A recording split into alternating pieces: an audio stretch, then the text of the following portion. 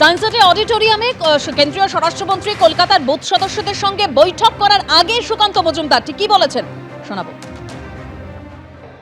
বন্ধুগণ, এবারে নির্বাচন অর্থাৎ 2026-এ নির্বাচন তৃণমূলের বিসর্জনের নির্বাচন।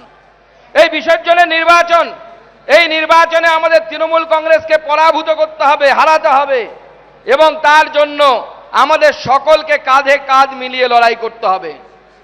একদম কুচবিহার থেকে শুরু করে আলিপুরদুয়ার থেকে শুরু করে কাকদ্বীপ পর্যন্ত বা কাঁথি পর্যন্ত যদি আপনি ভাবেন, প্রত্যেক জায়গায় নরেন্দ্র মোদী প্রার্থী এবং পদ্মফুল প্রার্থী।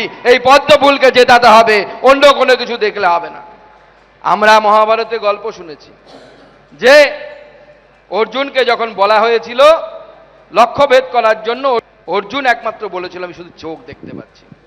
বন্ধুগণ, আপনারা কি দেখতে পাচ্ছেন সেটা আমি বলতে পারবো না, কিন্তু আমি যদি দেখতে পাচ্ছি এখান থেকে বসে বিগত প্রায় 4 বছর এই রাজ্যের রাজ্য সভাপতি হিসেবে কাজ করার পর আমি দেখতে পাচ্ছি যে 26-এ পশ্চিমবঙ্গে ভারতীয় জনতা পার্টির মুখ্যমন্ত্রী শপথ নিচ্ছে, সেটা আমি এখান থেকে দাঁড়িয়ে দেখতে পাচ্ছি। রাজ্যে আজকে অমিত শাহর শেষ দিন ছিল এবং আজকে তার যে 3 দিনের সফর, সেই 3 দিনের সফরে এসে তিনি একেবারে টার্গেট সেট করে দিয়েছেন 26-এর উদ্দেশ্যে এবং তিনি যেটা বলছেন যে বিধায়কদের যদি ফের টিকিট পেতে হয় তাহলে কিন্তু তাদের নিজেদের যোগ্যতা প্রমাণ করতে হবে। বুকে লিখে নিন, এবার আমাদের সরকার কলকাতার 28টার মধ্যে 20টিতেই জিততে হবে। সায়েন্স সিটি অডিটোরিয়ামে কলকাতার বুথ কর্মীদের উদ্দেশ্যে, বুথ সদস্যদের উদ্দেশ্যে এই বার্তা দিয়েছেন কেন্দ্রীয় স্বরাষ্ট্রমন্ত্রী।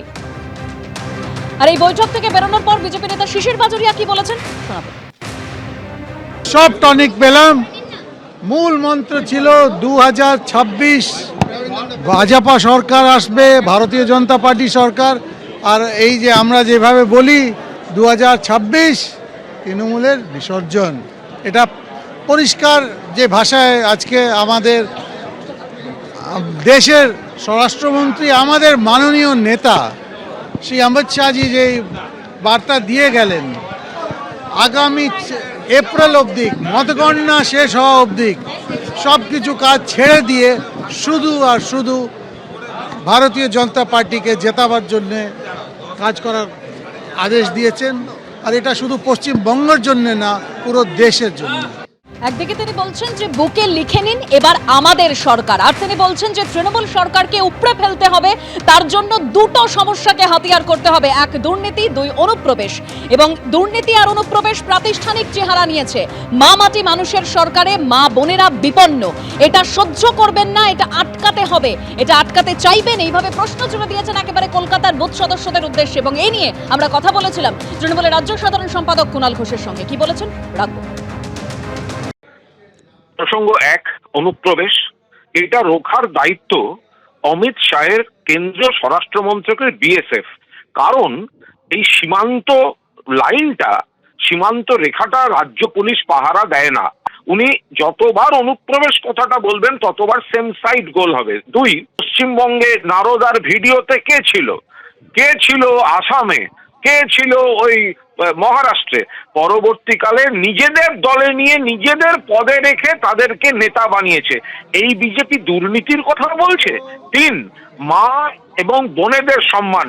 উন্নাও থেকে হাতরা সর্বত্র যেখানে ডবল ইঞ্জিন সরকার আছে, একের পর এক নারী নির্যাতন, ধর্ষণ এবং খুন। পশ্চিমবঙ্গে একটা বিচ্ছিন্ন ঘটনা ঘটলেও পুলিশ ব্যবস্থা নেয় এবং দ্রুত বিচার শেষ করে কোথাও ফাঁসি, কোথাও যাবজ্জীবনের সাজা আদায় করে আনে। তারা যে দোষে তুষ্ট, তাদের সমস্ত কটা পাপ মানুষ দেখছেন। দিলীপ ঘোষকে নিয়ে শুভেন্দু অধিকারী, সুকান্ত মজুমদার, শ্রমিক ভট্টাচার্যদের সঙ্গে বৈঠকে হাজির হলেন অমিত শাহ। আর এরপরই প্রশ্ন উঠছে, তাহলে কি ফের সক্রিয় হচ্ছেন দিলীপ ঘোষ? সেই জল্পনা বাড়িয়ে অমিত শাহের বৈঠকে আজ হাজির দিলীপ ঘোষ। শ্রমিক ভট্টাচার্য, শুভেন্দু অধিকারী, সুকান্ত মজুমদার, দিলীপ ঘোষ ছাড়া আজকের বৈঠকে হাজির ছিলেন রাজ্য পর্যবেক্ষক সুনীল বনসল, ভূপেন্দ্র যাদব, বিপ্লব দেব। 26-এর ভোটে কি দায়িত্ব তা পার্টি বলবে, প্রতিক্রিয়া বলেছেন দিলীপ ঘোষ। দিলীপ দা বহুদিন পর দলের সাংগঠনিক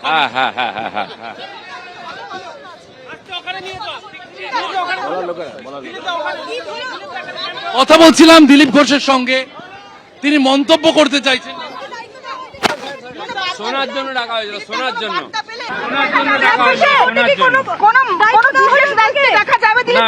সেটা পার্টি জানে কে ডাকা হয়েছিল শোনার জন্য। আচ্ছা, বাকি যা বলা হবে সেটা হবে। বাংলাতে একটা প্রবাদ আছে, মরণকালে হরিনাম, আপনারা শুনেছেন। বিজেপির মরণকালে এখন দিলীপ নাম, আমি এইভাবেই দেখছি। এবিপি আনন্দ, এগিয়ে থাকে, এগিয়ে রাখে।